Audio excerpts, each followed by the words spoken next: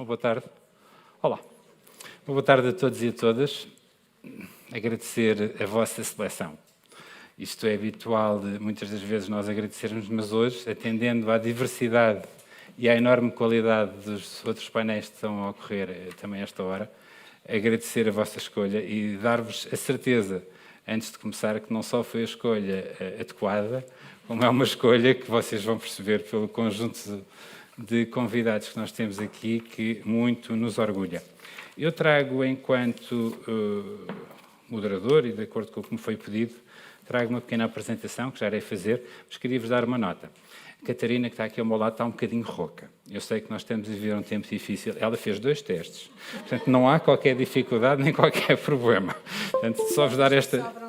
É, mesmo só bronquite. Portanto, só dar esta nota. Agora, se me permitem, eu vou até àquele lado e depois de eu fazer uma pequena intervenção, eu irei convidar, por uma ordem que está mais ou menos definida, os nossos oradores para intervirem.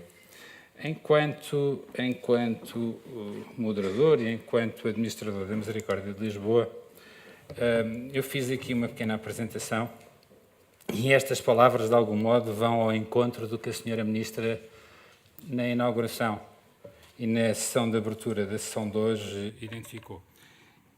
Parece-me a mim que é muito importante nós termos aqui a certeza que a Misericórdia de Lisboa, enquanto instituição responsável pela gestão de várias respostas na nossa cidade, teve que se reorganizar e adaptar. E quando eu digo teve em vários momentos.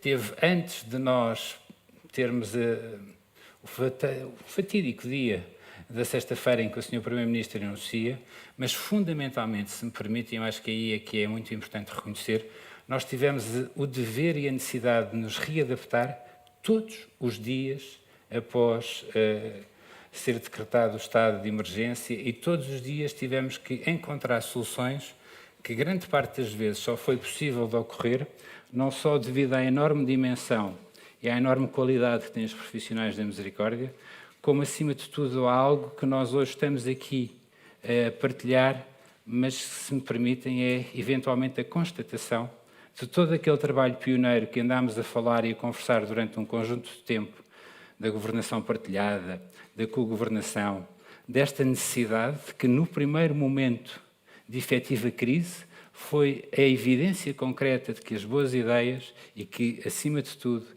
eventualmente até a nossa própria geração, que foi o primeiro momento nas nossas vidas que, enquanto geração, nós tivemos um embate muito superior àquele do que seria expectável e do que até que tínhamos aprendido a lidar nos bancos da universidade, foi o primeiro momento em que a nossa geração se uniu para garantir o apoio a todos e a todas aquelas que necessitavam do nosso apoio. Eu vou e trago aqui uma pequena apresentação com algumas das principais alterações que nós tivemos. Nós, simultaneamente, para garantir que o trabalho é feito em parceria, fizemos algo que para mim é determinante. Não é só termos a certeza daquilo que conversarmos sermos o resultado. É pedir de forma anónima, e fizemos na Misericórdia de Lisboa, um inquérito que foi enviado a todos os técnicos superiores da área da ação social. Tivemos cerca de 650 respostas, salvo erro, e aquilo que está aqui expresso traduz-se uma parte significativa das nossas novas necessidades. Nós já tínhamos a evidência, de muitas das vezes, que uma parte significativa dos nossos públicos eram públicos que, durante todo o seu percurso de vida, não necessitavam da misericórdia.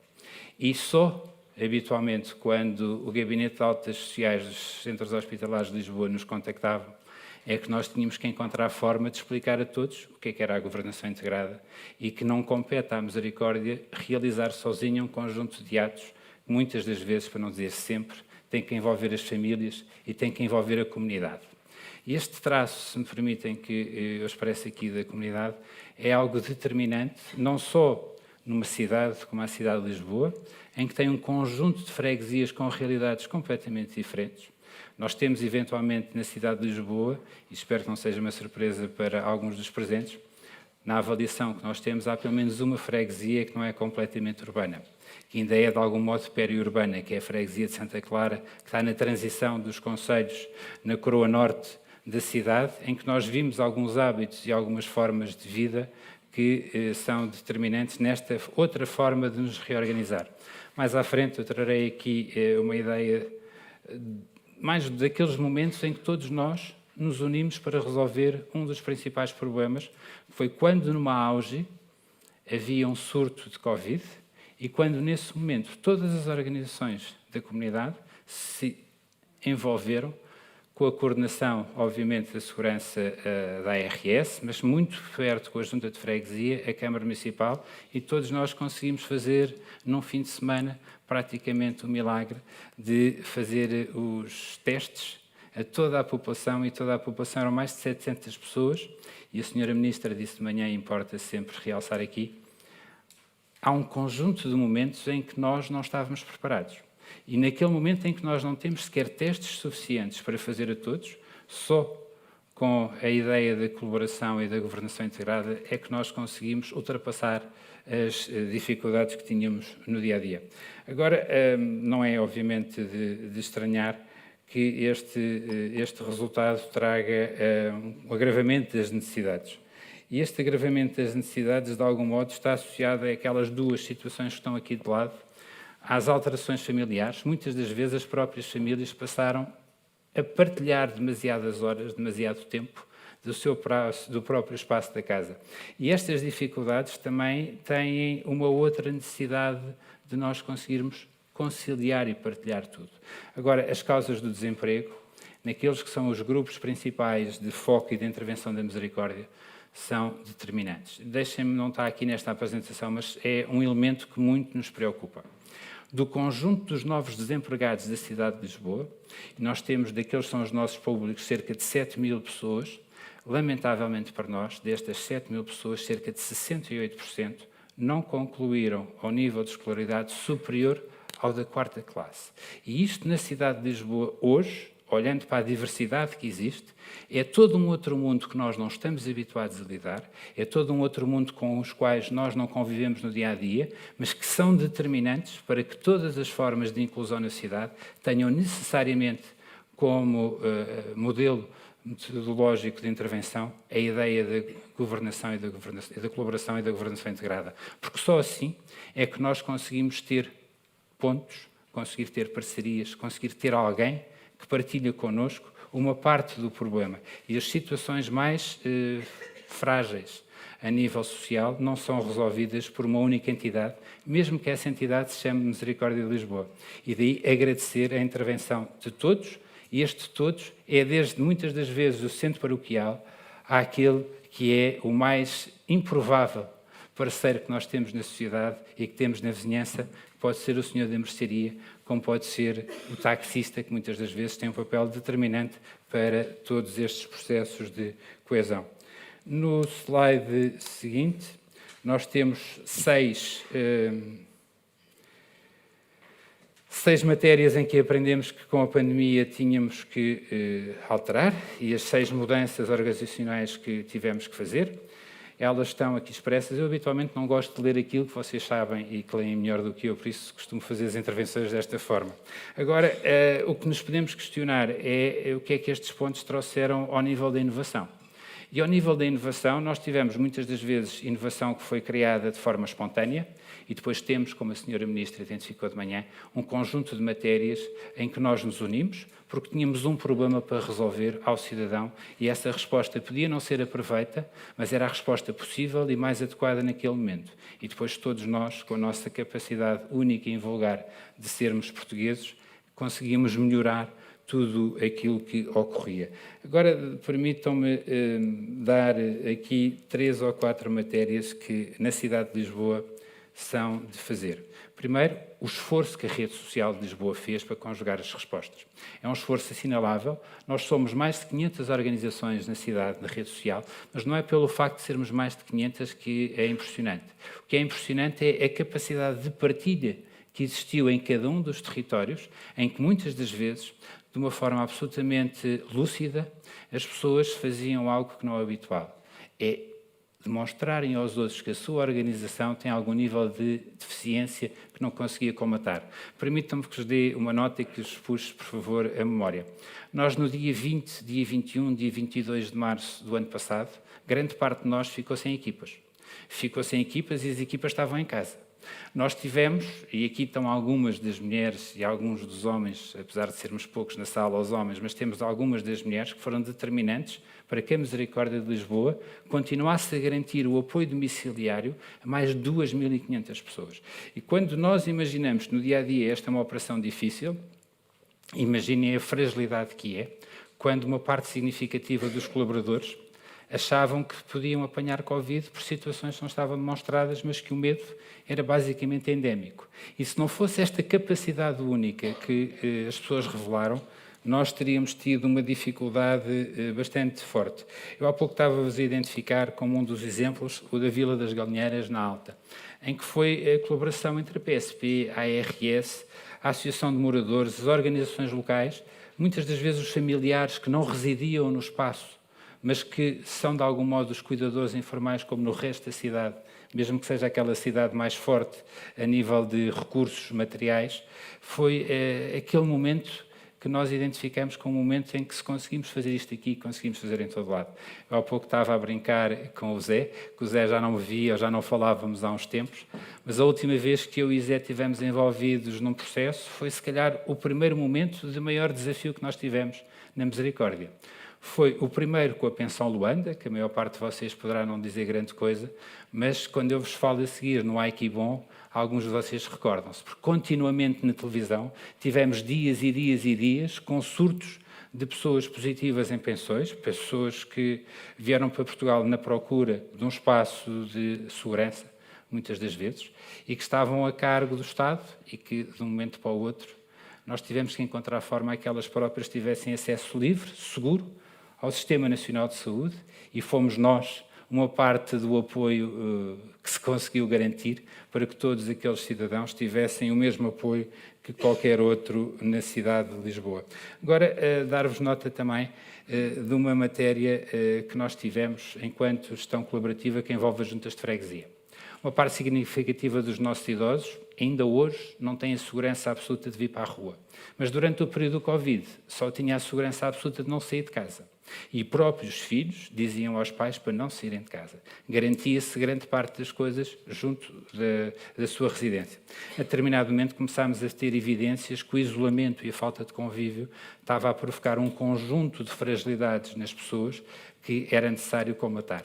Então, dentro de diversas soluções que fomos conseguindo engendrar com as freguesias da cidade de Lisboa, houve freguesias que iam passear os animais domésticos, outras que faziam as compras, mas houve outras que também apostaram na parte lúdica e fizemos um conjunto grande de atividades, de concertos à janela, de levar pessoas ao patamar dos prédios e dos pisos onde eles moravam, para partilhar com elas as boas experiências e, simultaneamente, garantir este afeto e este convívio que muitas das vezes não era possível de ocorrer. Dizer-vos também de que um dos processos em que eu individualmente mais senti a importância de ser administrador da Misericórdia tem a ver com as casas de acolhimento. O Estado português, a determinado momento, identifica que existem famílias que não têm e que não proporcionam as condições de segurança para as crianças e os jovens. Mas quando foi o período do Covid, nós temos na Misericórdia cerca de 500 crianças que estão a nosso cargo. Crianças e jovens, maioritariamente até são jovens. Sofremos o mesmo problema que sofremos nos outros sítios. Quando começámos a verificar que os nossos colaboradores, por via das situações familiares, também tinham questões de fragilidade, quando começámos a sentir que nas próprias casas de acolhimento estavam a existir jovens que também estavam a ficar positivos, a determinado momento fizemos aquilo que nos parecia lógico. Conversámos com os tribunais, conversámos com a Comissão de Proteção de Crianças e Jovens e todos aqueles cuidadores que tinham condições para, na sua própria casa, temporariamente, poderem acolher as crianças que deviam estar a tratar no equipamento na casa de acolhimento, foi permitido pelo Estado português, e aqui é de louvar o Poder Judicial, que foi absolutamente determinante nesta solução não prevista, inicialmente na lei, para garantir que as crianças tinham e mantinham esta relação de confiança e de afeto com o cuidador, E muitas das vezes o cuidador, ele próprio, quando existiam situações de surtos, ficava na casa de acolhimento durante o período dos 10 ou dos 14 dias, porque a quarentena até era pior a nível deste processo, e isto só é possível de ocorrer nesta evidência concreta daquilo que foi este momento. Dar-vos nota, para finalizar, que é importante ouvir, aprender com a partilha de vocês que estão desse lado, mas neste processo e neste momento há algo que nós muitas das vezes não fazemos enquanto estrutura e enquanto portugueses. Se há momentos em que é determinante perceber o que correu menos bem, este é um dos momentos. Nós temos todos muito para sentirmos enorme orgulho e partilharmos aquilo que fizemos bem. Mas perceber também agora no momento em que estamos a preparar e a reativar até os diagnósticos locais para perceber o que eles são os novos desafios, nós temos também que fazer evidência daquilo que não correu tão bem, porque se temos hoje praticamente todos a certeza que uma parte significativa do maior recurso que as instituições têm, que são os seus trabalhadores, não precisam de estar em permanência nos locais de trabalho. Temos de ter também a consciência de que existem matérias em que só correu bem porque, de algum modo, e eu quero acreditar, trabalhando na Misericórdia, tivemos a bênção da nossa padroeira. Porque, se não fosse dessa forma, nós muitas das vezes estávamos a achar que as coisas podiam correr ou não correr assim tão bem, mas não tínhamos mais ninguém. O facto da Misericórdia, a determinado momento, na primeira pandemia, ter aberto o seu refeitório, quando num conjunto que trabalha na área de São Roque, no Bairro Alto, de 1.500 pessoas, e que habitualmente cerca de 600, 700 tinham a refeição no refeitório, e no dia a seguir ao Covid estão 4 para comer, mas quando estão 4 nós verificamos que toda a estrutura e todo o tecido comercial fechou. Onde é que os bombeiros? Onde é que a polícia? Onde é que as ajudantes familiares iam comer? Foi exatamente ali, foi o sítio que nos fez a todos e aos dirigentes que estavam todos os dias a trabalhar, onde tomávamos a refeição, foi o espaço também que partilhámos e que convidámos a polícia, os bombeiros e todos aqueles que faziam a diferença neste combate de proporcionar aquilo que nos move, que é a colaboração para a gestão dos problemas mais complexos. E não há, e peço com isto que me perdoem antes de me sentar ali, não há, do meu ponto de vista, nada mais complexo do que ultrapassar algo que em nenhum momento, eu penso que não estarei a dizer com isto uma mentira, em nenhum momento, um livro, um professor ou a nossa própria família nos preparou para ultrapassar. E se ultrapassarmos este momento do Covid, acho que não há barreiras nem há limites de nada que a gente não consiga fazer. Portanto, mesmo nas nossas organizações, mesmo na minha organização, que tem mais de 6.000 pessoas e mais de 523 anos, alguém que vos diga que existe limites e que não é possível, é porque não tem vontade. Porque quando nós temos vontade, unimos, colaboramos e ultrapassamos os problemas. Muito obrigado.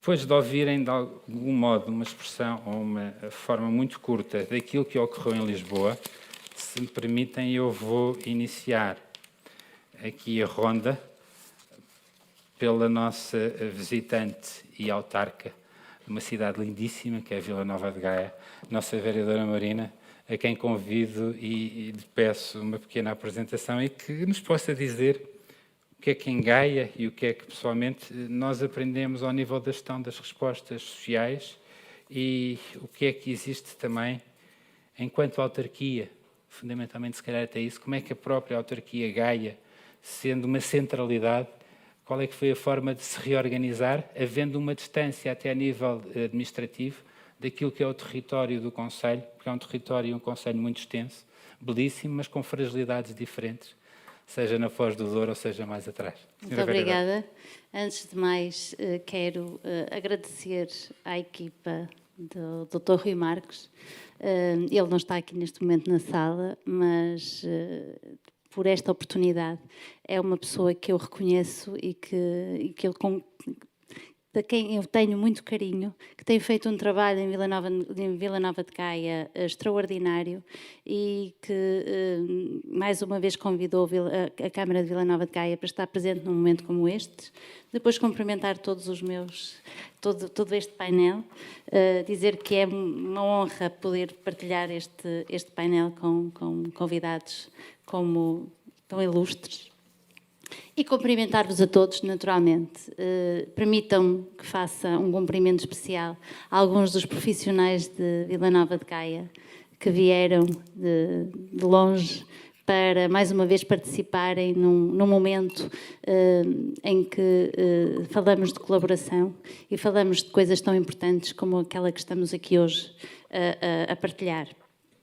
Então, Vila Nova de Gaia, tal como o resto do mundo e o resto do país, também, obviamente, teve impactos muito significativos com esta pandemia, tão fortes quanto a sua escala. O Dr. Sérgio Sintra já o referiu. É um território muito vasto em termos territorial. Somos cerca de 305 mil habitantes, cerca de 36 mil alunos, cerca de 52 mil idosos. Temos dezenas de parceiros, à volta de 200 parceiros na nossa rede social. Temos dezenas de escolas, várias empresas, serviços, um tecido associativo também muito rico e, portanto, Gaia é de facto um pequeno país.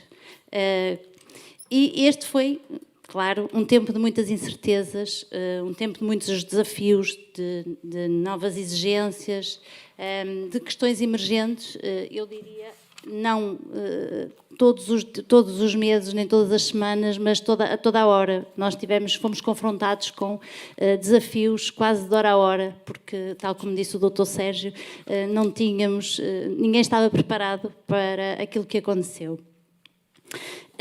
Na verdade, ainda estão, como bem sabemos, ainda estão para apurar os verdadeiros efeitos que esta pandemia teve e está a ter em todos nós, mas a nossa memória coletiva não nos vai deixar esquecer tudo aquilo que passou e vamos, de certeza, mudar muitas coisas na nossa vida e no nosso comportamento e também na intervenção social.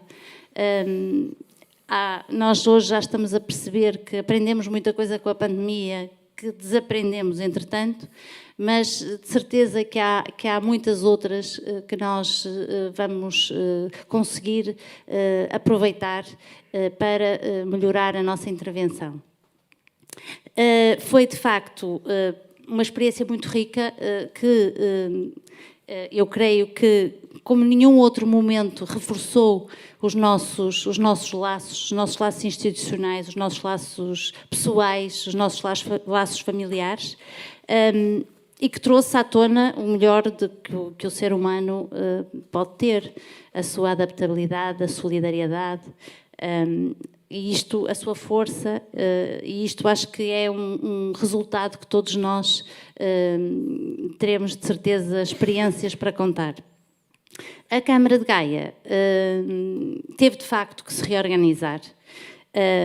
E se dúvidas havia que o poder local chega de forma mais rápida e mais eficiente às necessidades das pessoas do que a administração central, este período também o demonstrou. Claro que é necessário existir sempre uma articulação próxima, mas as autarquias têm ferramentas, têm formas de reagir mais rápidas às necessidades das pessoas. E Gaia assim o fez, no fatídico dia em que todos fomos para casa e em que fecharam as escolas, por exemplo. Vila Nova de Gaia, logo no dia a seguir, pensou, obviamente, em todas aquelas crianças e todas aquelas famílias que ficariam sem a principal refeição que muitas delas fazem, que é a refeição na escola.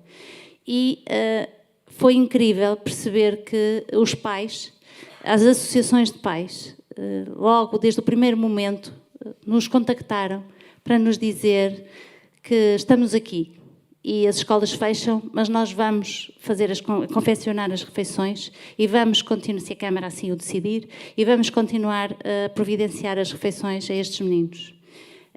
Para além das associações de pais, claro, nós tivemos todo um conjunto de funcionários que o fizeram e começámos então esta distribuição em conjunto com as juntas de freguesia. O Dr. Sérgio também já referiu isso, e não podemos esquecer que os parceiros principais da nossa Câmara, que eu creio que acontece quase em todo o território nacional, mas em Gaia isto é muito evidente, são as juntas de freguesia. São 15 juntas de freguesia e, desde logo, organizámos um serviço com as viaturas municipais, os nossos motoristas, os motoristas das juntas, portanto as famílias eram sinalizadas e as crianças e tinham a refeição, os que não podiam vir buscar aos locais, tinham as suas refeições em casa.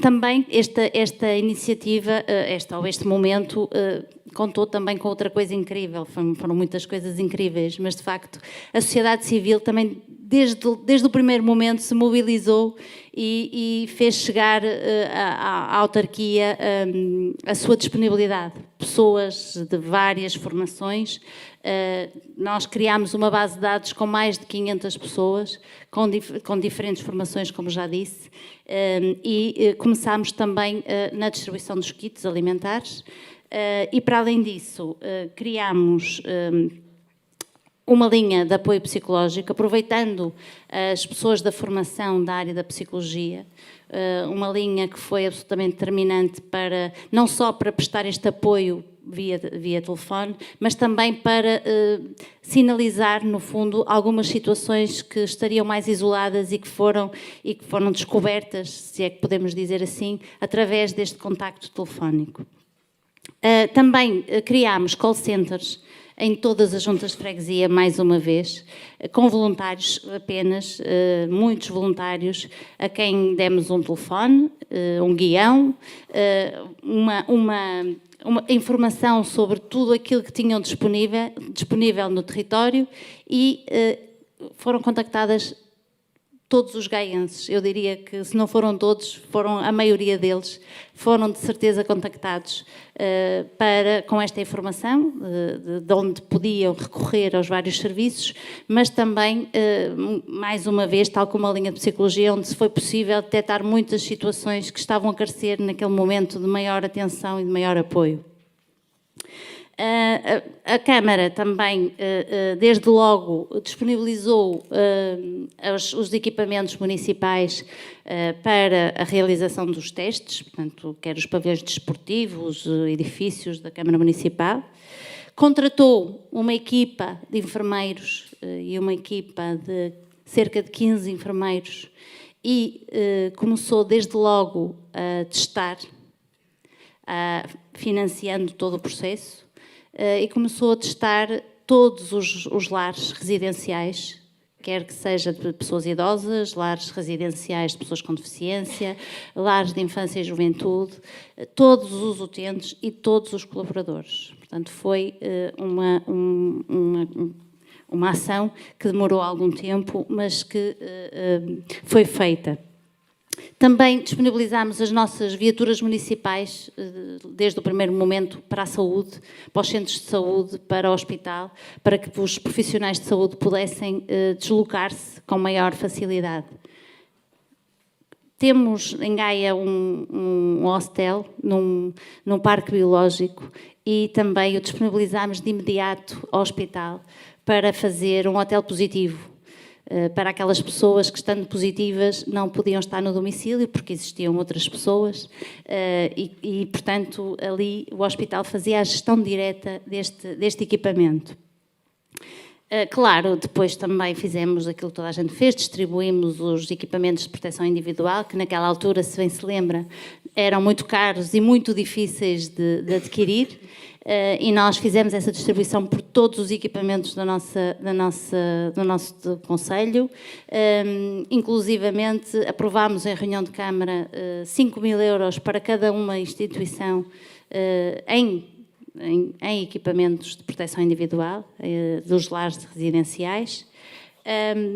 Também com as escolas não quisemos, ou chegámos primeiro, não deixando os alunos desligados, adquirimos computadores, routers, com um trabalho também de grande proximidade com as escolas, que sinalizaram aos alunos que não tinham equipamento informático para as aulas à distância, e fizemos esta distribuição em conjunto com as juntas de freguesia, que também colaboraram na aquisição de algum equipamento.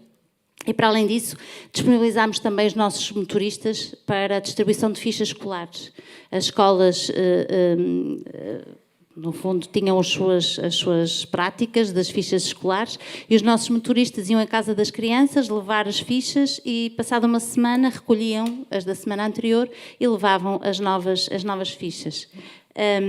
Também, pensando nos mais velhos, fizemos, que foram aqueles que estiveram mais isolados em casa e que muitas vezes não tinham muito com quem conversar, nem com quem ocupar o tempo, e nós lembrámos-nos de fazer uma parceria com a Rádio Festival.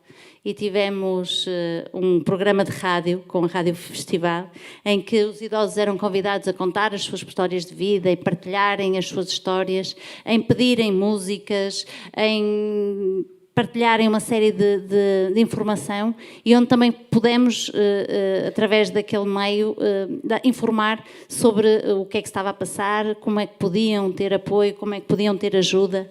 E depois foi engraçado, porque decorrente desta iniciativa pensámos, será que têm rádios? Mesmo os idosos que estão nos lares, no seu quarto, fechados, será que eles têm hipótese de ouvir este programa? E então adquirimos muitos rádios de pilhas, aqueles rádios pequeninos onde se ouviam os relatos, e distribuímos, e foi interessantíssimo perceber que teve um impacto muito grande nestas pessoas. Portanto, eu trouxe apenas alguns dos exemplos que revelam realmente esta prática colaborativa, porque a autarquia não fez nada sozinha, fez sempre em parceria com os seus parceiros sociais, que nesta altura reforçámos, aproximámos-nos ainda mais e foi muito, muito importante esta aproximação. Tal como o Dr. Sérgio disse, aprendemos que sozinhos não conseguimos fazer nada. Já me estão a dizer para eu me calar. Portanto, só deixar esta mensagem que Gaia foi, de facto, adaptando a sua intervenção não só àquilo que nós percebíamos que era preciso na nossa população, mas também àquilo que os próprios parceiros referiam como necessário e que muitas vezes não tinham meios para executar. Pronto, Gaia, de facto, não parou e eu vou, então... Muito obrigado. dar oportunidade. Obrigada. Sra. Vereadora, eu acho que é muito evidente na sua intervenção não só a diferença que faz a proximidade do poder local, como também o enorme carinho e afeto que em todas as suas palavras, neste exemplo do rádio das pilhas, ou do rádio de pilhas, se torna evidente que às vezes a colaboração é nas pequeninas coisas. E muito obrigado e peço desculpa ter feito assim. Eu usei este pulso porque este não tem relógio, este é que tem, portanto... O próximo pedido de intervenção, depois de termos ouvido esta questão que a vereadora Marina teve, ia pedir à nossa Catarina, enquanto vice-presidente do BICE, mas acima de tudo enquanto uma mulher que desde sempre esteve envolvida em tudo.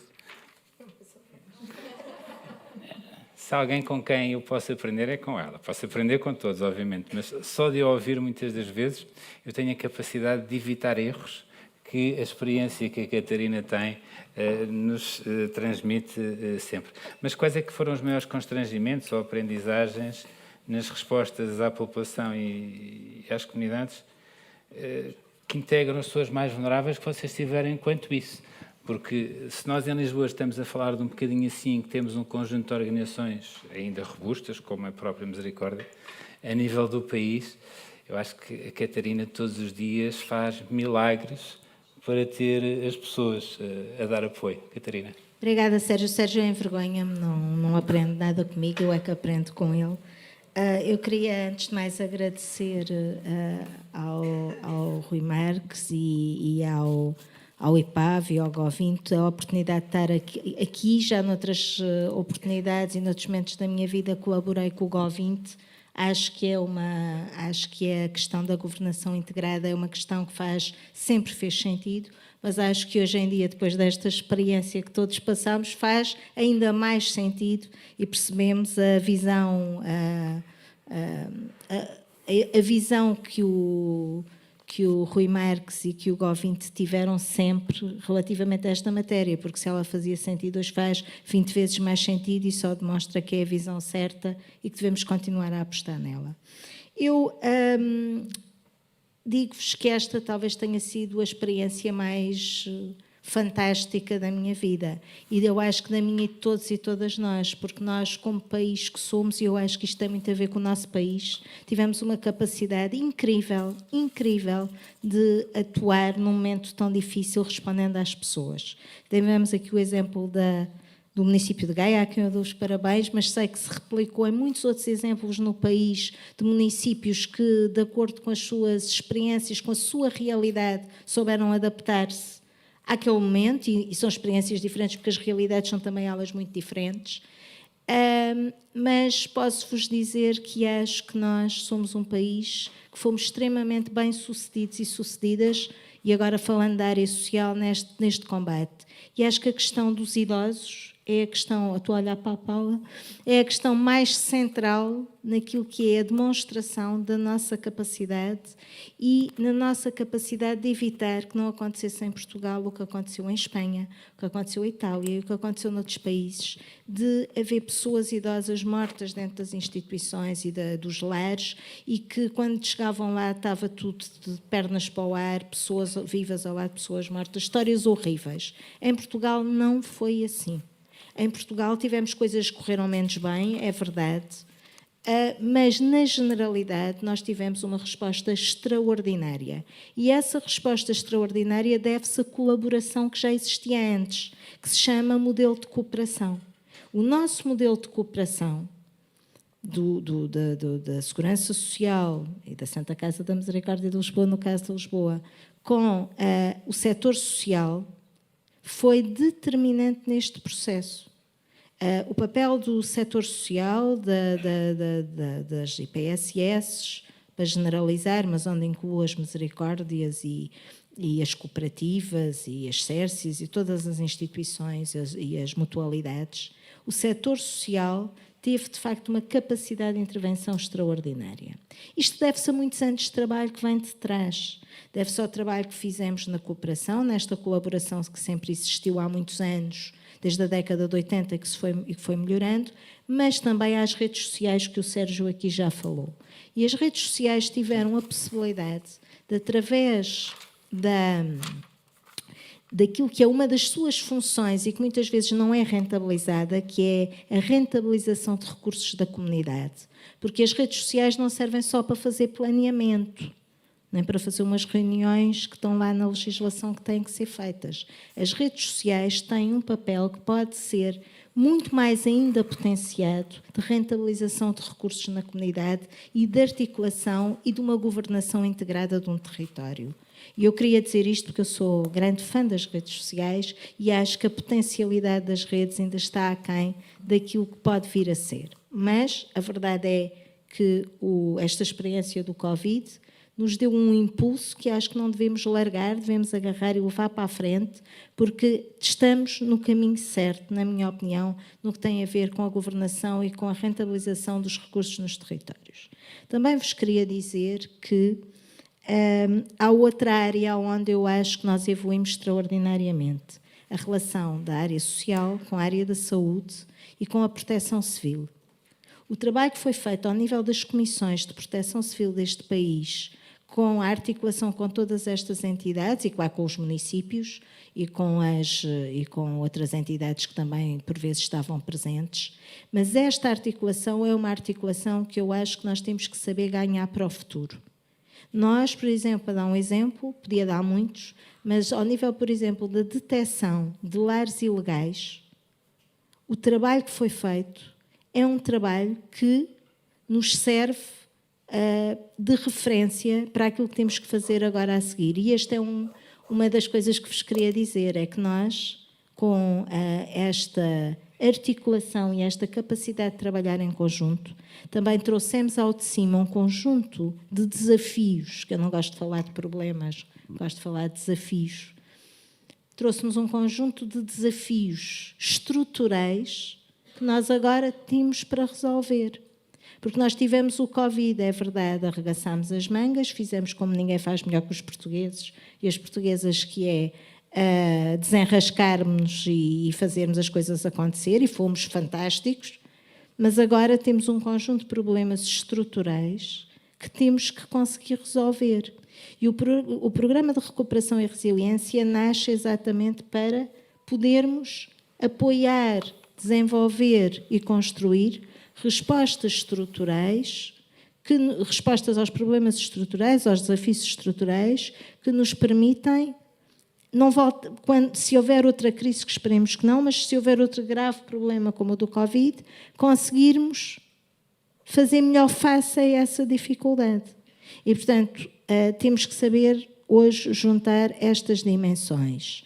Os fundos comunitários que aí vêm, e deixo desde já que o desafio às instituições para concorrerem aos avisos que estão a abrir.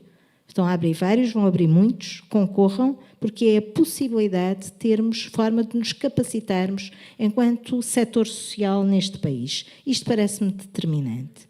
Por outro lado, é conseguirmos continuar, e aí a responsabilidade é muito das instituições públicas, continuarmos a conseguir manter esta articulação que tivemos durante o Covid, porque há um conjunto de desafios que temos, e vou dar já um deles, que temos que ter a capacidade de, mesmo sem Covid, não perder este nível de articulação. E a facilidade com que isto se perde, tenho que vos dizer que é muito fácil, porque nós todos trabalhamos sob esforço. As pessoas que estão nesta sala, a grande maioria, são pessoas desta área, sabem que nós estamos todos a trabalhar sob um esforço difícil de manter por muito mais tempo. E isto significa que nós temos que encontrar formas de articulação. E eu vou-vos dar o exemplo das altas sociais dos hospitais.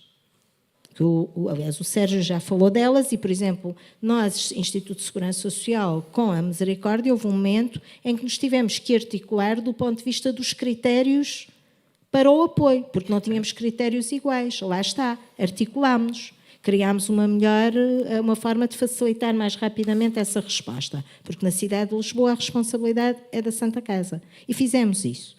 Eu posso-vos dizer que entre março de 2020 e outubro de 2021, nós tirámos dos hospitais 3.176 pessoas.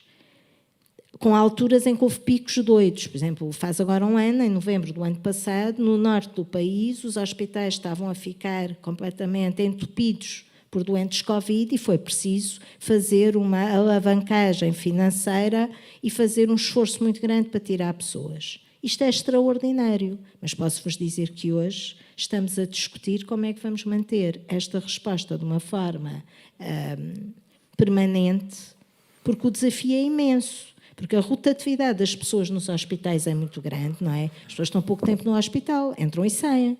E nós não temos capacidade na área social, ou pelo menos da forma como trabalhamos não temos, e aí é que é o desafio, para retirar pessoas dos hospitais à velocidade que era necessário tirar para libertar camas. E neste momento este é o desafio, e este é um problema estrutural. Nós temos que ter capacidade de não manter pessoas nos hospitais que não precisam de estar nos hospitais porque não estão doentes. E elas estão lá. E nós não temos isto resolvido. Isto é uma questão que nós temos que resolver com a área da saúde. E temos que resolver com o setor social. Não é um problema da segurança social. E é aqui que a articulação e a governação integrada é importante. Que é como é que nós, em conjunto, encontramos a solução, uma solução que tem que ter inovação para resolver este problema estrutural. Os ilegais é outra das situações, já vos falei. Como é que nós conseguimos fechar o que tem que ser fechado, isso é o mais fácil, mas depois prevenir para que não reabram no sítio ao lado, que é o costume, e conseguir que aqueles que são ilegais, mas que não são, mas que têm até algumas condições, se possam reabilitar de forma a legalizarem-se, porque esse também é um desafio. Estou-vos a dar aqui só 2 exemplos que têm muito a ver com a área social e têm muito a ver com a articulação. Tenho aqui do meu lado direito o Zé Reis, do ACM. O ACM é outra das áreas em que nós articulamos muito. Ninguém se lembra muito. A Segurança Social está em todo o lado, não é? Nós costumamos dizer que fazemos tudo e estamos em todo o lado. É uma coisa, às vezes, demoníaca, permitam uma expressão. Mas a verdade é que, por exemplo, nós com o ACM em Odmira, eu penso que o Zé Reis poderá falar melhor que eu da Odmira, mas Odmira, que também é uma situação que toda a gente viu na televisão, é uma situação extremamente complexa, não é? Tentar encontrar soluções de habitação para aqueles imigrantes.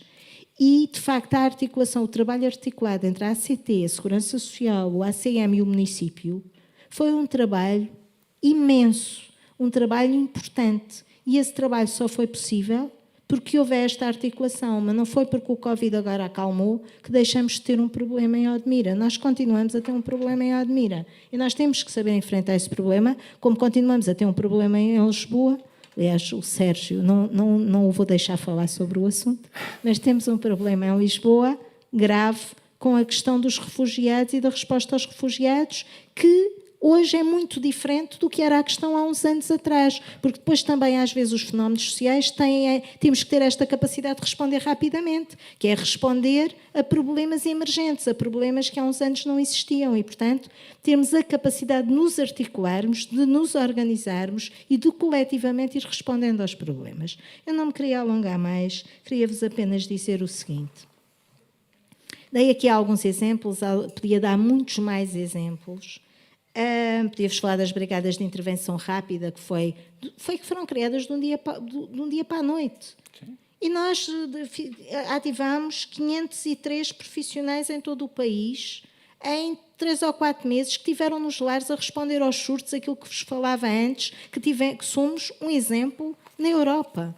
Nós temos uma capacidade de intervenção muito grande. Agora, nós temos é que ter mais capacidade de planear, mais capacidade de estruturar a articulação, e eu acho que temos aqui um embrião muito interessante para não deixar cair daqui para a frente, e temos que ter a capacidade de responder a problemas estruturais. Se nós formos capazes de fazer isto, com a nossa fantástica capacidade de articulação que temos e que mais ninguém, nenhum setor da sociedade portuguesa tem, desculpem lá puxar para os galões, de nós todos, mas o setor social é o setor que mais histórico tem de articulação entre si, pelo menos, e mais histórico tem de conseguir fazer pontes e no território intervir em conjunto. Eu acho que isto é uma grande mais-valia, é um desafio que temos e, neste momento, não podemos deixar cair. Os fundos comunitários vêm aí, é uma oportunidade grande,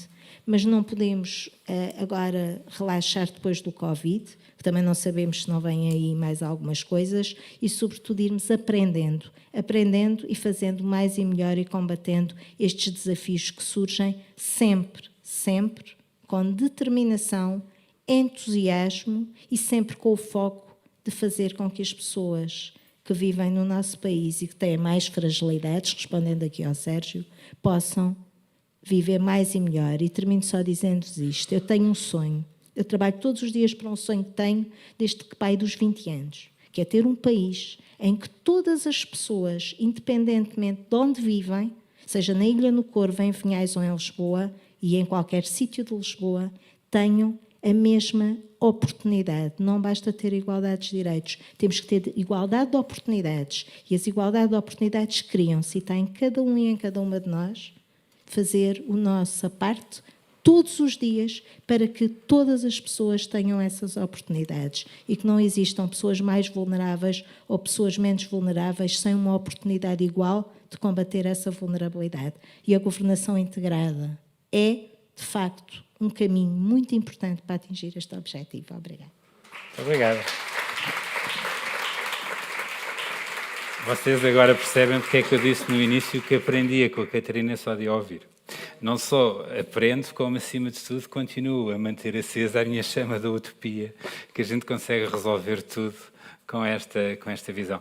Mas esta ideia que a Catarina estava a dar aqui do modelo da cooperação e do ganho, que foi um ganho obrigatório da articulação, eu às vezes identifico quase como a capacidade que nós tivemos de ter embaixadores para este modelo da cogovernação ou da governação integrada. E estes embaixadores não podem deixar de existir quando o problema, de algum modo, deixa de ser e de ocupar espaço na opinião pública. Eu, agora, se me permitem, vou pedir à Paula Guimarães que partilhe connosco um bocadinho, só um bocadinho, daquilo que ela sabe, só um bocadinho, só tem 10 minutos, nesta primeira etapa, aquilo que a Paula nos pode identificar como o que nós aprendemos no que respeita à dinâmica compassiva das comunidades e aquilo que, enquanto Paula, para si, foi o maior obstáculo para ultrapassarmos nestes dias. Bem, boa tarde a todas e a todos. Naturalmente, começo por cumprimentar os meus colegas. Nem sei bem o que é isto, é de guichê, é uma espécie... agradeço muitíssimo também ao Dr. Rui Marques e ao IPAV e ao Fórum G20 o convite para estar hoje aqui. Muito rapidamente explicar porque é que estou como fundadora da Casa Oliveira Guimarães, porque provavelmente alguns de vós esperariam que eu estivesse em representação da Fundação Montepio, mas eu tenho a impressão que o convite que foi feito porque eu sou uma grande fã do Fórum da Governação Integrada, tive o privilégio e a honra de participar desde o início, nessa altura em representação da Fundação, mas neste momento estou aqui no papel da minha última aventura, que é ser empreendedora. E respondendo um bocadinho a este desafio do Sérgio, dizer-vos que, de facto, uma das coisas que nós podemos aprender mais, eu pelo menos aprendi, é que nós temos que ser os primeiros a dar o salto e a começar as coisas. E, portanto, este projeto que eu iniciei, que é uma casa-museu num dos concelhos mais pequenos do país, o Concelho de Penela, foi precisamente o meu modesto contributo para combater o despovoamento e para pôr no mapa uma freguesia do Espinhal e, por isso, dar o início a um processo que queremos que seja um processo cultural e social de dinamização do território, deliberadamente, sem apoio público. E por isso esta nota de que uma das coisas que nós aprendemos com a pandemia, ou se quiser confirmarmos, porque já saberíamos, é que todos nós podemos ser atores e protagonistas e não podemos estar à espera que o setor público faça tudo. O setor público é fundamental, é importantíssimo, em áreas como o social é naturalmente um ator primordial, mas todos nós temos um contributo a dar enquanto empreendedores, enquanto cidadãos. E a pandemia mostrou-nos isso, mostrou que enquanto vizinhos, enquanto familiares, nós tivemos um papel relevantíssimo a fazer. No contexto do confinamento, quando ninguém se via uns aos outros, foi através das redes sociais, destas outras redes sociais, que nós todos demos apoio ao nosso amigo mais isolado, ao nosso familiar mais idoso, e, portanto, todos nós tivemos um papel. E saímos vitoriosos nesse combate à solidão, e trabalhámos na construção ou na reativação ou no aprofundamento, se quiserem, de uma verdadeira sociedade compassiva. E eu defendo muito isso, defendo que nós temos necessariamente que evoluir para uma sociedade em que todos nós somos atores sociais. E não podemos encontrar alibis para não fazer, não podemos encontrar desculpas para não ser ativos e não nos podemos descansar em que alguém olhará por nós.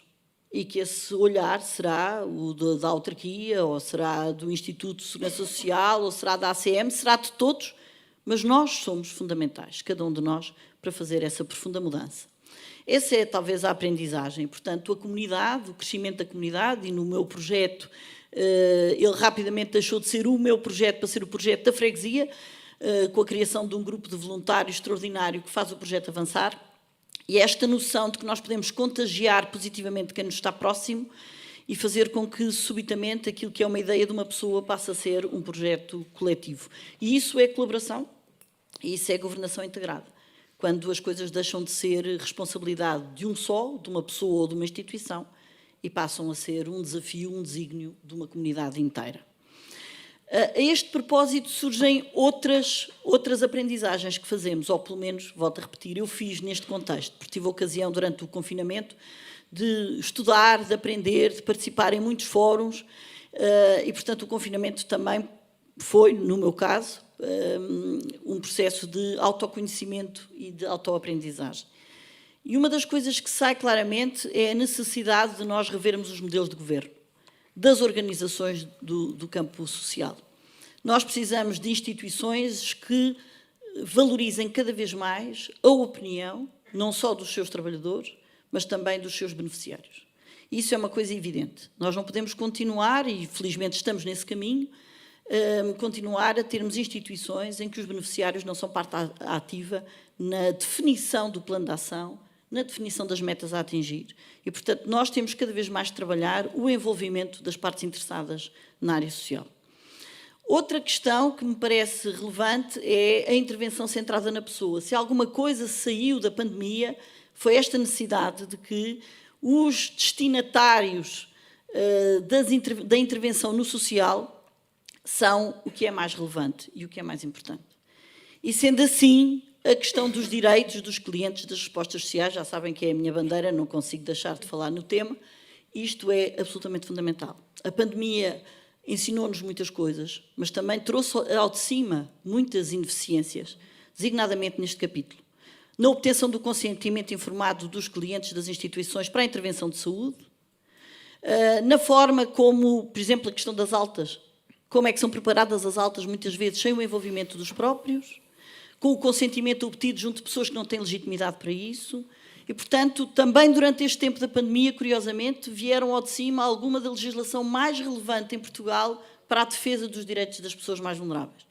E isso é extraordinário. Foi no tempo da pandemia. Entre 2018 e 2021 surgiram, por exemplo, o Estatuto do Maior Acompanhado, o Estatuto do Cuidador Informal e a Lei da Proteção dos Direitos das Pessoas em situação de doença e fim de vida. Só para vos dar 3 exemplos. Portanto, ao mesmo tempo que estávamos em confinamento, os direitos das pessoas ganhavam uma dimensão e uma importância e uma relevância como nunca antes tinham tido. E, portanto, nós temos que aprender com isso, e ao aprender com isso, temos que alterar profundamente os processos de funcionamento e de valorização dos direitos dos beneficiários destas organizações, ainda mais do que aquilo que já vem acontecendo. Por último, uma última aprendizagem que tem a ver com esta questão do envolvimento da comunidade, a questão do voluntariado. Houve instituições que descobriram o voluntariado pela primeira vez neste contexto e perceberam que os voluntários eram uma peça-chave na resolução do seu problema. Abriram-se à comunidade, abriram-se aos voluntários. Não podemos deixar de perder isso. Não podemos deixar que o fim da pandemia, que espero que seja, segundo consta, na primavera de 2022 em Portugal, não podemos deixar que o fim da pandemia faça com que terminem os processos de voluntariado dentro das organizações. Porque os voluntários são embaixadores, porque os voluntários são um juízo crítico independente, porque os voluntários são uma mais-valia e um complemento da intervenção dos profissionais. E, portanto, temos que aprender também essa importância dos voluntários e enquadrá-los, formá-los, dignificá-los, para que eles sejam sempre, permanentemente, com ou sem pandemia, um valor acrescentado no funcionamento e na intervenção. E eu calava-me para já, porque parece que vai haver a segunda ronda, dizendo só que nunca foi tão válido aquele bocadinho de poema da Sofia de Melbrenner como agora.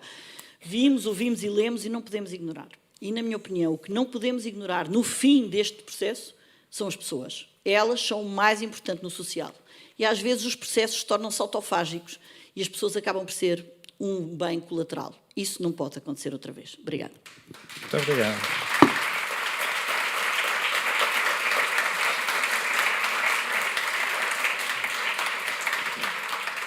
Acho que se havia dúvidas que vocês fizeram uma boa escolha quando vieram para este painel, estão já todas ultrapassadas. Eu ia pedir, por favor, ao Zé Reis, eu conheci o Zé, e como há pouco vos disse, num dos momentos que, para mim, era aquele momento que não estava no protocolo.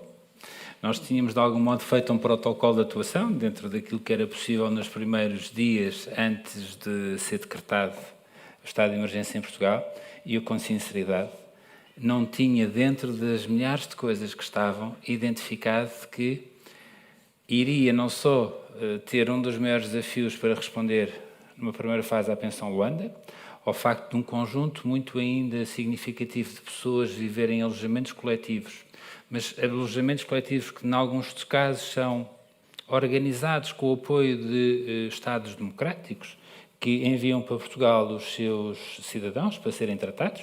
A Pensão Luanda foi isso.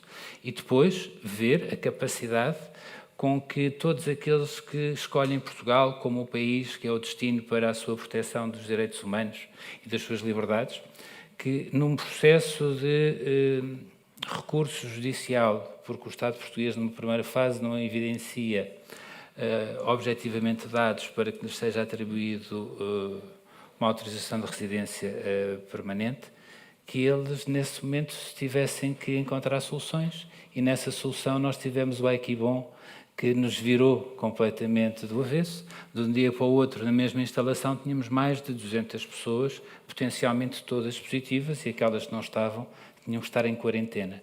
E foi esse momento em que eu tive o prazer de ganhar, com a experiência de conhecer o Zé, que foi absolutamente determinante na ponderação e na criação de soluções, quando muitos momentos em que todos querem é ver que o problema continua no quintal do outro, através do Alto Comissariado para as Migrações, e com a intervenção do Zé, nós encontramos aqui soluções. Portanto, Zé, a primeira pergunta, que é objetivamente determinante: o que é que foi a vossa maior dificuldade? Era a não compreensão, o não conhecimento que a sociedade, de forma generalista, tem sobre todo este conjunto de cidadãos? Há pouco a Catarina estava a dizer que hoje é um dos maiores obstáculos que nós temos na Misericórdia. Quando a atual lei foi estruturada e o protocolo foi pensado, procuravam a cidade de Lisboa por ano e o Estado português cerca de 50 pessoas.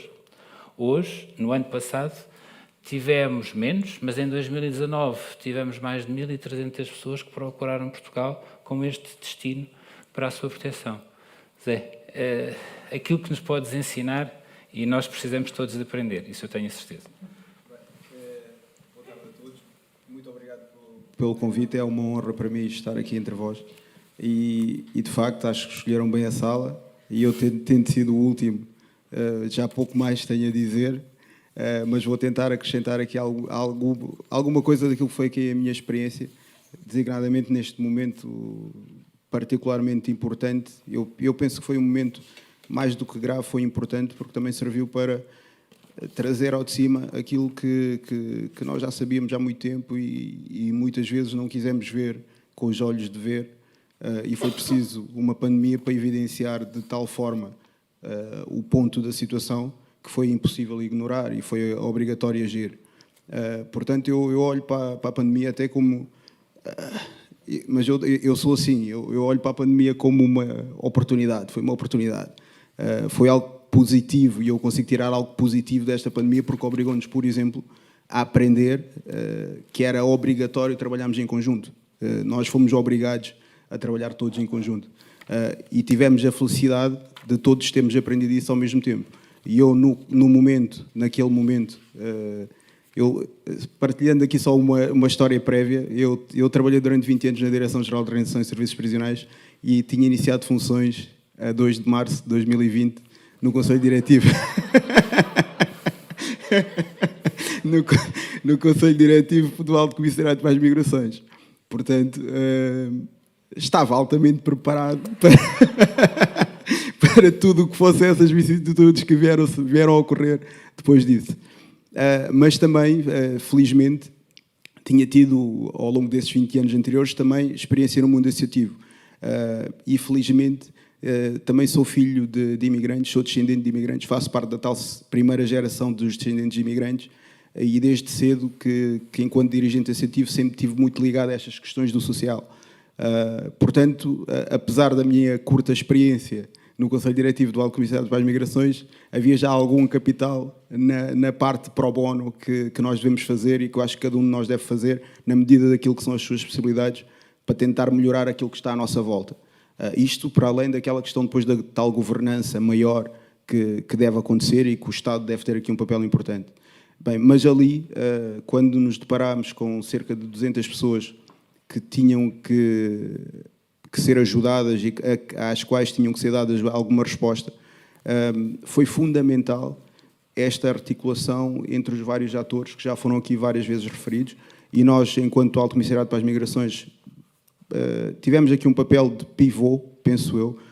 Fomos aquele que tentou agregar as várias valências de cada um, mas isto só foi possível porque houve abertura das várias partes. Se não tivesse havido abertura da Câmara Municipal, das câmaras municipais, se não tivesse havido abertura do Instituto de Segurança Social na altura, da Santa Casa, da Proteção Civil, que também foram fundamentais neste processo de apoio, das associações de refugiados que ajudaram com o trabalho voluntário, de académicos que quiseram dar o seu contributo. Houve aqui uma mobilização que foi quase orgânica e que foi fundamental para que depois tivéssemos conseguido encontrar todas aquelas respostas, principalmente, e isto também era algo que nenhum de nós sabíamos, principalmente quando as pessoas começaram a ter que ficar mais do que os 14 dias na base militar da OTA, por exemplo.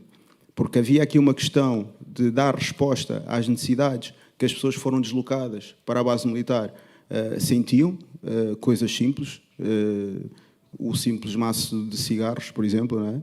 Ou um bem qualquer, um chocolate, ou um telefonema, ou dados. Havia aqui questões prementes que era mais ou menos difícil de gerir num período de 14 dias, mas que, quando recebíamos a informação que a pessoa ainda não tinha testado negativo e tinha que ficar mais tempo em confinamento, porque essa era a informação atual à data, depois era preciso gerir a frustração daqueles que ainda lá estavam e que viam 20 ou 30 a sair e eles permaneciam. E aqui também foi fundamental o trabalho das várias equipas, e aqui quer do ACM, quer da Santa Casa, quer da Câmara, e não quero estar a querer deixar ninguém de fora, quer as associações que lá estavam também. Este trabalho de ir lá ter com as pessoas, tentar conversar com elas, receber a frustração delas e tentar enquadrá-las, foi um trabalho muito, muito desafiante, mas também acho que nos fez crescer a todos. E se nós não tivéssemos também tido essa disponibilidade dos profissionais, porque havia muito receio, todos nós naquela altura estávamos com medo. Eu lembro-me de pessoas que diziam-me abertamente que eu tenho família, a minha mãe é doente, tenho aqui, ou o meu filho é doente, ou o meu marido é doente, e eu não quero ir para lá porque tenho medo de ser infectado e vou pôr a minha família toda em risco. Não é? Houve aqui uma coragem extraordinária destes profissionais que, apesar de tudo, colocaram o dever de ajudar o próximo, acima às vezes daquilo que era a sua segurança familiar ou pessoal. E isso também era algo que eu queria deixar aqui e agradecer, agora que estamos mais tranquilos, porque na altura o caminho foi eu vou à frente e como eu estou a ir, se calhar é melhor visto também, mas era uma questão, eu diria que estávamos quase ali num tempo de guerra em que tínhamos que ser fortes. Para conseguirmos dar a resposta tínhamos que ser fortes e tínhamos que agir com aquele sentido de responsabilidade. E o que aconteceu foi isso mesmo. As pessoas dos vários serviços, eu falo mais do meu, mas eu tive lá colegas de outros serviços, tiveram essa coragem, tiveram esse sentido de responsabilidade, e isso deve ser dito em todos os fóruns para que todos os dirigentes das outras instituições ouçam e reconheçam e agradeçam depois quando chegarem aos serviços onde estão. E eu tenho a certeza que já o fizeram, mas já sempre nunca deve ser deixada uma oportunidade de dizer novamente. O que é que eu aprendi, ou o que é que nós aprendemos? Fundamental o trabalho de colaboração e não estarmos a ver até onde é que vai a nossa competência, mas até onde é que eu posso ir mais, em parceria contigo. Essa foi a grande lição que eu tirei, e aqui num trabalho muito próximo com o Sérgio na altura, muitos telefonemas tivemos que fazer um ao outro, muitas soluções novas tivemos que improvisar, e eu digo com o Sérgio porque é o que está aqui, mas tivemos que fazer vários telefonemas com vários parceiros que nunca nos viraram as costas e arranjaram sempre aqui uma alternativa diferente para dar resposta a um novo problema que surgia, porque nós não tínhamos soluções, as soluções não tinham sido planeadas, foi uma coisa de repente e nós tivemos que desenrascar, conforme foi dito há pouco. Mas acho que desenrascámos muito bem e as pessoas conseguiram depois serem reintegradas. Em relação à questão, na altura, daqueles requerentes de proteção internacional e alguns com o estatuto de refugiado, foi essa a grande lição. Mas havia outros problemas que também já existiam e por isso é que eu continuo a achar que isto foi uma oportunidade e que tinha a ver com os migrantes em sentido lato. Nós temos migrantes cá em Portugal há muito tempo e os problemas que eles têm ao nível da educação, ao nível do acesso ao emprego, ao nível do acesso à saúde, à educação, já existem há muito tempo. O que esta pandemia veio demonstrar foi que existem de uma forma, se calhar, mais acentuada do que nós queremos ver.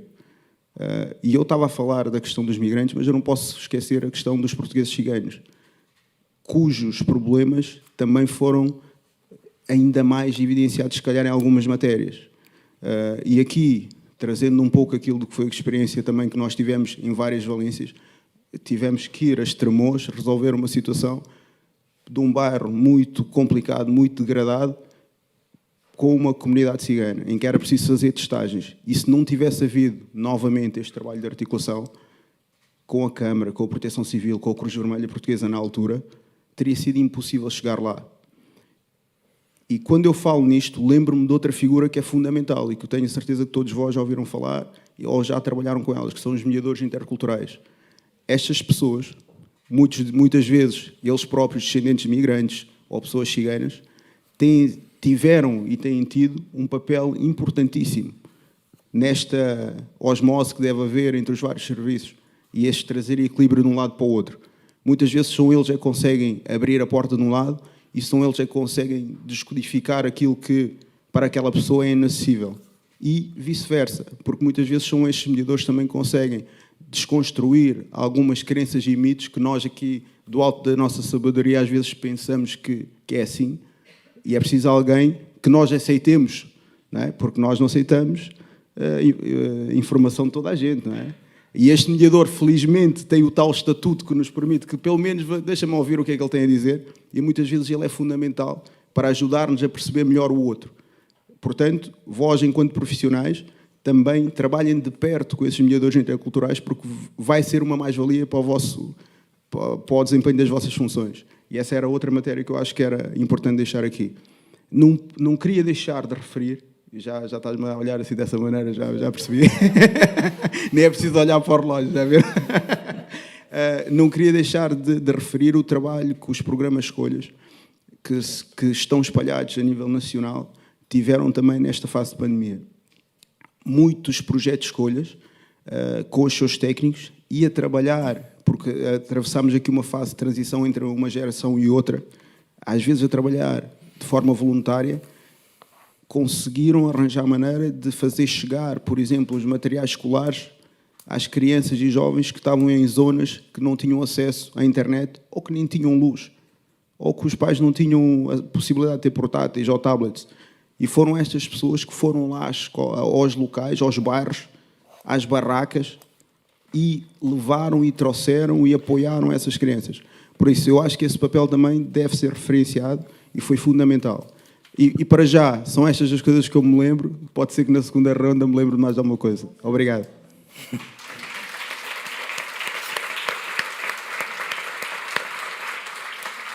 Eu tenho estado a tentar moderar o tempo, não olhando. E o Zé, pronto, olhou, acha que o olhar vale mais do que o relógio. A ver se isto em casa resulta à noite. Nem sempre resulta. Eu, descansar, temos tempo para uma segunda ronda. Olhando e tendo aqui também a oportunidade de ter o Rui connosco, que muito agradeço, nós devemos terminar este painel por volta das 4h15. Portanto, temos tempo para uma segunda pequenina ronda. Não dá para uma segunda ronda tão forte. Se me permite, eu começava pela nossa vereadora Marina. O que é que a pandemia traz de relevante para o território de Gaia que vai perdurar e que nós temos que alimentar enquanto decisores?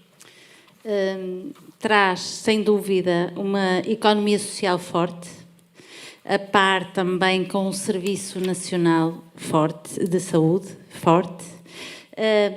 Traz profissionais mais preparados para encarar os desafios, não os problemas, mas os desafios. Trouxe ou evidenciou que, eu já disse há pouco, que o poder local chega mais rápido do que o poder central, muito embora, como também disse há pouco e reitero, tenha que existir uma articulação muito próxima. Também trouxe o conhecimento de que uma boa comunicação, uma boa articulação, uma boa coordenação são absolutamente determinantes para a intervenção.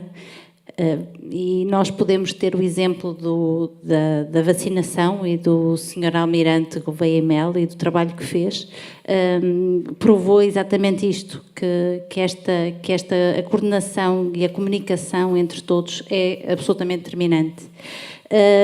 E trouxe o reforço a palavra hoje é colaboração, e trouxe exatamente isso, trouxe o reforço destas práticas colaborativas, trouxe a gestão, a partilha de recursos, reforçou a partilha de recursos, o trabalho em rede. Acho que de uma vez por todas também já foi aqui dito que as instituições perceberam a lógica da partilha de recursos, abandonando um pouco aquela ideia dos velhos quintais.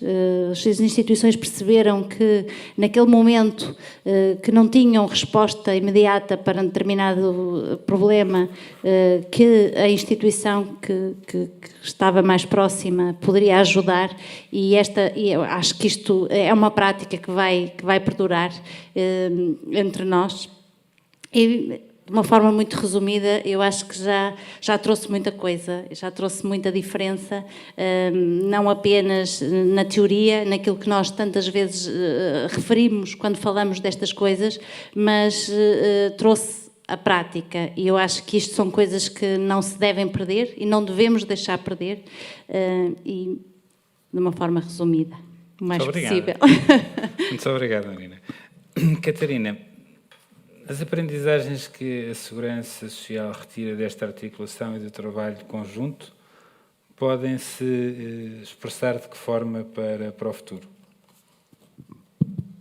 Bem, eu queria começar só por dizer duas coisas muito breves antes de responder concretamente. Uma é que estou completamente de acordo com a Paula quando ela diz que as pessoas têm que fazer parte das instituições e definir o que é que as pessoas querem.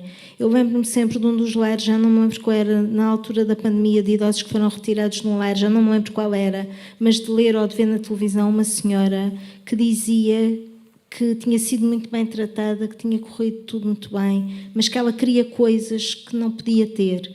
E, pelo menos, explicar porque é que ela não as podia ter, não é? E esta altura, para os idosos nos lares, há aí pessoas que, não sei se na sala há, mas conheço várias, eu própria sou um bocadinho, militantes dos direitos das pessoas idosas terem acesso às visitas, terem acesso ao contacto com as pessoas de quem gostam, porque ser idoso, ter 80 ou 90 anos, estar preso numa instituição, não sei, pelo menos a minha expectativa de esperança de vida é curta. E eu não saber quando é que vejo o meu neto ou quando é que vejo o meu filho é de uma violência brutal. É viver para quê? É o que as pessoas dizem, não é? E, portanto, nós não podemos ser indiferentes. Estamos a protegê-las, mas estamos a protegê-las do quê? Estamos a protegê-las como? E, portanto, estas perguntas, a intervenção da Paula interpelou-me nesse sentido e acho que ela tem toda a razão, e estamos a trabalhar cada vez mais para isso. Portanto, nas casas de infância e juventude estamos a começar a integrar aquilo que os miúdos querem para o seu projeto de vida ou aquilo que eles desejam para aquela casa no dia-a-dia das casas. Portanto, eu acho que estamos a fazer o caminho, mas ainda temos muito caminho para fazer, mas estou plenamente de acordo. E também o Zé Reis falou dos escolhas, eu também queria falar do CLDS e todos os programas de natureza comunitária, porque eu acho que o Zé Reis disse é aquilo que aconteceu com todos os programas de natureza comunitária e muito com os municípios, as juntas de freguesia, neste apoio extraordinário, menos articulado, mas que foi muito importante na comunidade, sobretudo em relação às crianças, que também veio evidenciar, acho que há um painel sobre a educação, mas também veio evidenciar o que é que as tais desigualdades, que eu digo que combate todos os dias, que esta sociedade produz, e a pandemia e as crianças e as escolas foram de facto muito inquietantes, pelo menos para mim, acho que para todas as pessoas que defendem a igualdade de oportunidades entre todos os cidadãos. Respondendo ao isso, que é isso que me traz aqui, nós aprendemos muito, mas há uma coisa que nós temos que fazer, nós temos que descomplicar a máquina. A Segurança Social é um monstro. A Segurança Social é uma instituição que tem, e nós só estamos a falar da ação social, não estamos a falar da máquina toda. A Segurança Social tem 8 mil trabalhadores, já teve 17 mil, hoje em dia somos 8 mil no país todo. bocadinho mais, mas pronto, cerca de 8.000. São 18 centros distritais a funcionar, para além dos serviços centrais em Lisboa. Tem uma abrangência brutal na área social. Tudo o que aqui falámos e mais algumas coisas, a Segurança Social está lá. E esta máquina tem que se desburocratizar. E este processo é muito difícil, porque a máquina tem uma cultura própria. Eu há bocado não falei da cultura das instituições, mas esta é uma questão, quando falamos de governação e de colaboração, ela é central, que é as instituições, nas suas diferentes culturas, conseguirem ceder para dar lugar à cultura dos outros. Isto é quase um bocadinho, não é? As instituições têm quase uma visão etnocêntrica das outras. Eu tenho a minha cultura e não abdico de nada da minha cultura para ceder à dos outros. E aquilo que os outros não fazem é porque não querem fazer, porque a minha visão é a que está certa. Isto não leva a lado nenhum. Isto não leva a lado nenhum. Assim como o setor social achar que o Estado pode dar tudo. O Estado não pode dar tudo. O Estado pode dar até certo ponto.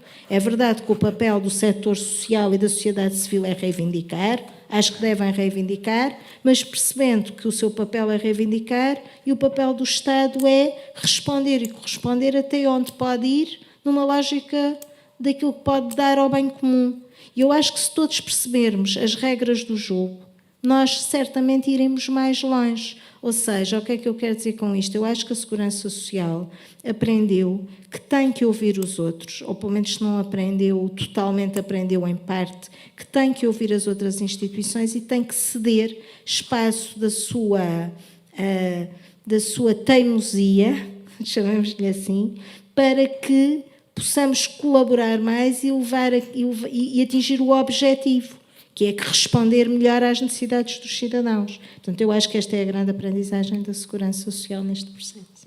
Muito obrigado, Catarina. Paula, o que é que, eventualmente, nós podemos retirar como maior aprendizagem enquanto trabalhadores sociais? E esta não é tão fácil como a outra. Esta Não. Agora...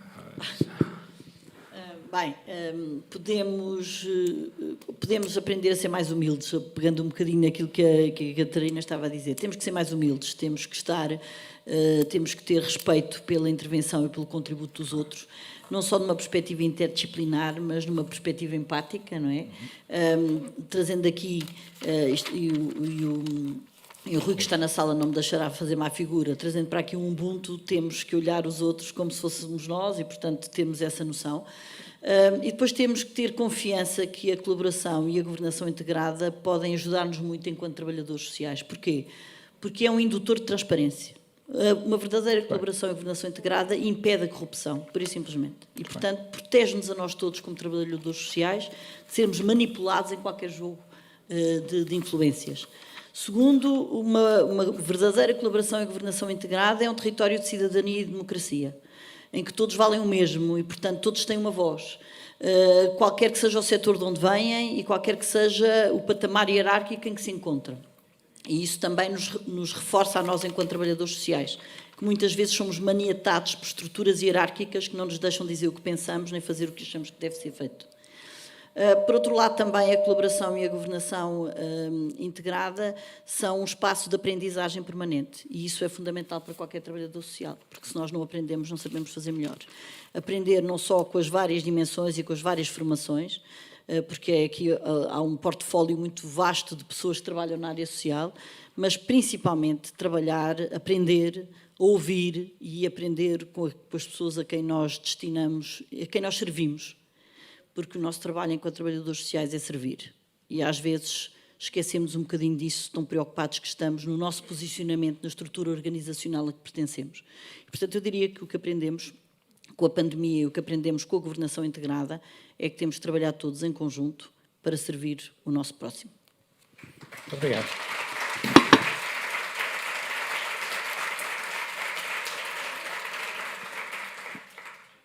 Zé, há pouco a Catarina lançou aqui um desafio que na tua primeira intervenção não conseguiste explicar, mas que é um problema que nós temos que encontrar eventualmente uma solução mais justa do que aquela que temos. O que é que precisamos de fazer para que Odmira seja um exemplo de inclusão? Se isto fosse fácil, É para o Presidente da Câmara. se isto fosse fácil, eu tinha ido ao painel ao lado, não é? Não. O que é boa prática que nós precisamos lá fazer?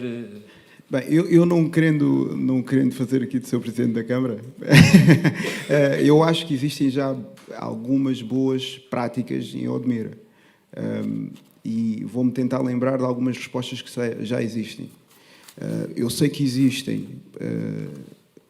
lá um centro local de apoio à integração de migrantes.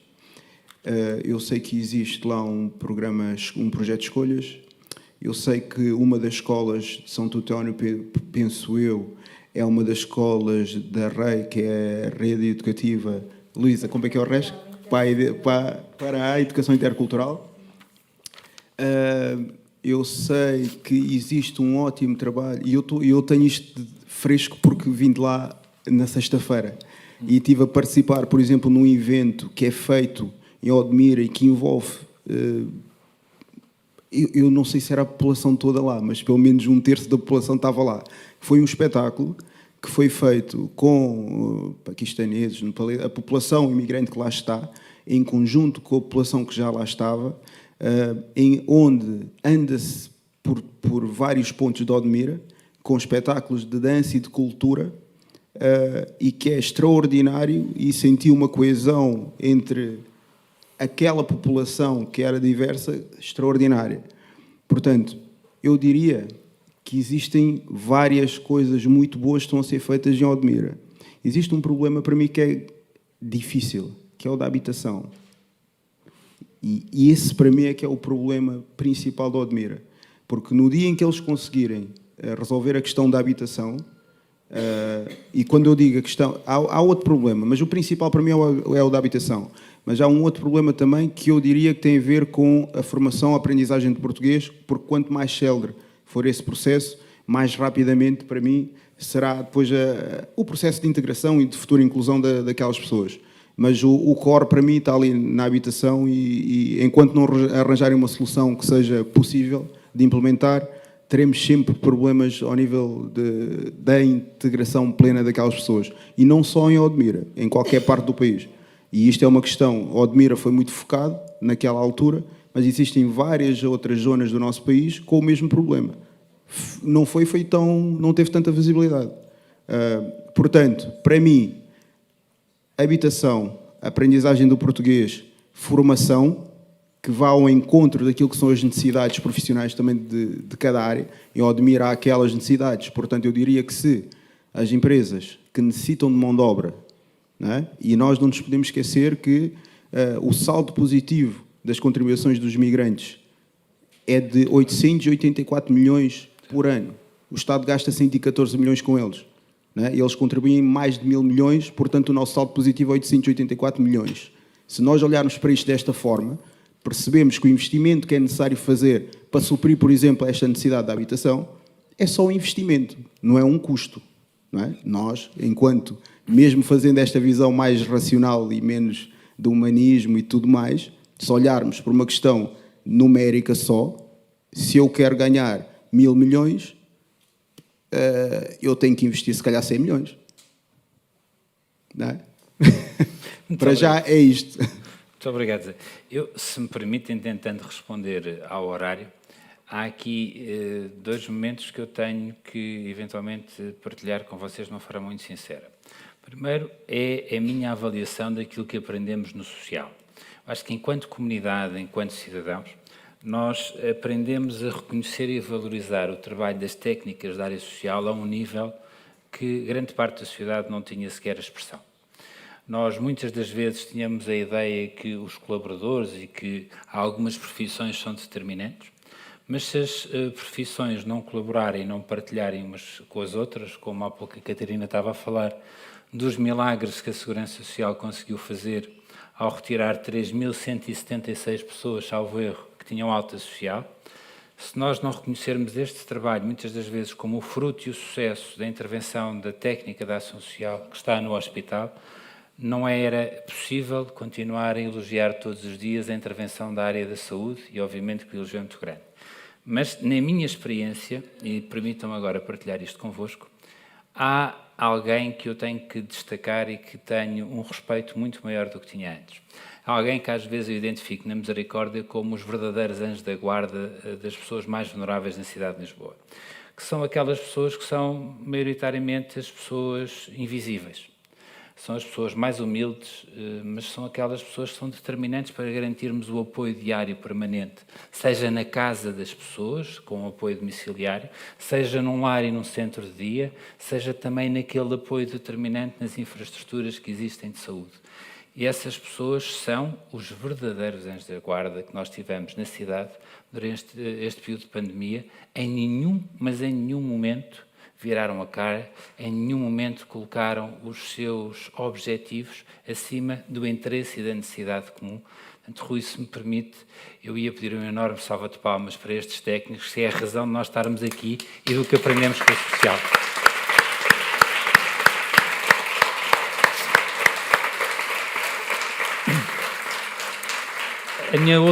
As minhas últimas palavras é para a Paula, para a Catarina, para o Zé e para a Marina. Foi um prazer. Sempre que o Rui entender que eu estou à altura de ter um painel desta dimensão, por favor, lembre-se de mim que eu também preciso ser feliz. Muito obrigado a todos.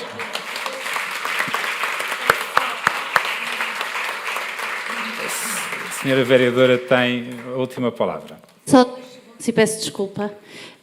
Há pouco falei da memória coletiva que esta fase nos deixa a todos.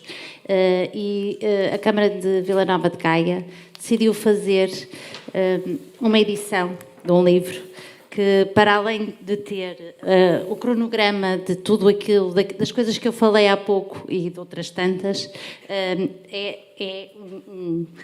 uma memória fotográfica da cidade deste tempo. E, portanto, eu trouxe um exemplar para oferecer a cada um de vós. Não trouxe para toda a gente, naturalmente, até porque eu não podia. Peço desculpa, mas se forem a Vila Nova de Gaia, terei todo o gosto de oferecer. Muito obrigada e desculpem. Muito obrigado. Nós vamos tomar às 16h30 para